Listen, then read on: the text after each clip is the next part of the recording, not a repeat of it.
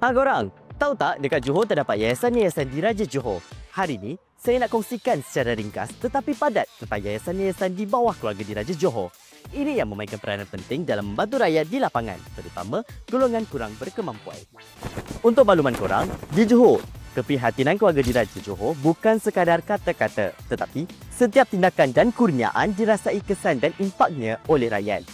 Paling istimewa, keluarga diraja Johor tidak menunggu rakyat datang untuk meminta.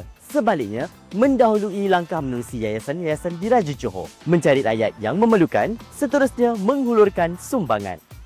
Yang pertama, Yayasan Sultan Ibrahim Johor atau YSIJ. YSIJ menjadi antara tonggak kebajikan terbesar di negeri ini.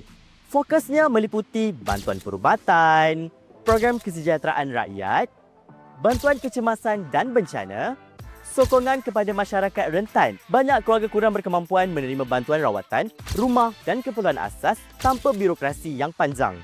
Inilah bukti bahawa kasih dan perhatian keluarga diraja Johor terhadap rakyat bukan sekadar simbol, tapi nadi kepada setiap inisiatif kebajikan. Yang kedua, Yayasan Raja Zahid Sofia Negeri Johor, YRZ SNJ. YRZ SNJ pula memberi tumpuan kepada pendidikan dan perkembangan intelektual, projek kesusasteraan dan bahasa, inisiatif pendidikan khas, kesihatan dan pemerkasaan golongan terpinggir. Yayasan ini konsisten menjalankan program pendidikan, bantuan persekolahan dan sokongan kepada pelajar berbakat. Keluarga diraja Johor percaya setiap rakyat berhak mendapat peluang untuk hidup bermaruah dan berjaya, dan pendidikan adalah jambatan utama ke arah itu. Ketiga, Yayasan Kanser Tunku Laksmana Johor, YKTLJ. Ini antara yayasan paling dekat di hati rakyat. Ia memberi bantuan kepada pesakit kanser dari seluruh Johor, seperti bantuan kewangan untuk rawatan, sokongan psikososial, program kesedaran kanser, mempercepat akses rawatan untuk golongan B40. Ramai pesakit yang hampir berputus asa tetapi kembali mendapat harapan melalui yayasan ini.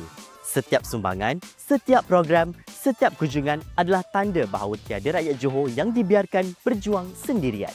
Yang keempat, Yayasan Sultanah Fatimah YSF. YSF memberikan tumpuan kepada usaha menyantuni masyarakat Tionghoa melalui program kebajikan, pendidikan, keusahawanan. Dan yang kelima, Yayasan Sultanah Rogaya YSR. Yayasan ini memberikan tumpuan kepada usaha memperkasa masyarakat India melalui program kebajikan, pendidikan, pembangunan ekonomi. Untuk maklumat korang, di bawah teras ketiga iaitu Jaringan Keselamatan Sosial dalam Belanjawan Johor 2026, Yang Amat Berhormat Datuk Onn Hafiz Ghazi, Menteri Besar Johor telah mengumumkan inisiatif Sinergi Yayasan Diraja Johor. Inisiatif ini melambangkan kebersamaan dan tekad antara kerajaan negeri dan yayasan-yayasan diraja Johor dalam memperkukuh kesejahteraan bangsa Johor. Malah, inisiatif ini melibatkan YSIJ, YRZ SNJ dan YKTLJ dengan peruntukan sebanyak RM4.5 juta. Tidak cukup dengan itu, turut diumumkan inisiatif menyatuni masyarakat Tionghoa dan India melibatkan peruntukan sebanyak RM12 juta kepada YSF dan YSR.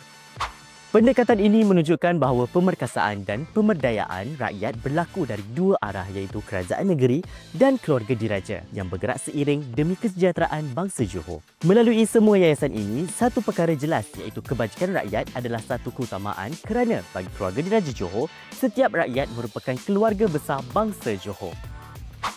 Secara kesimpulannya, usaha yang dilaksanakan oleh yayasan-yayasan diraja Johor bukan sahaja meringankan beban rakyat, tetapi mengukuhkan lagi hubungan istana dengan rakyat. Inilah kasih yang tidak putus daripada keluarga diraja, di mana keprihatinan yang dirasai bukan sekadar didengar. Semoga usaha murni ini terus memberi manfaat kepada seluruh bangsa Johor.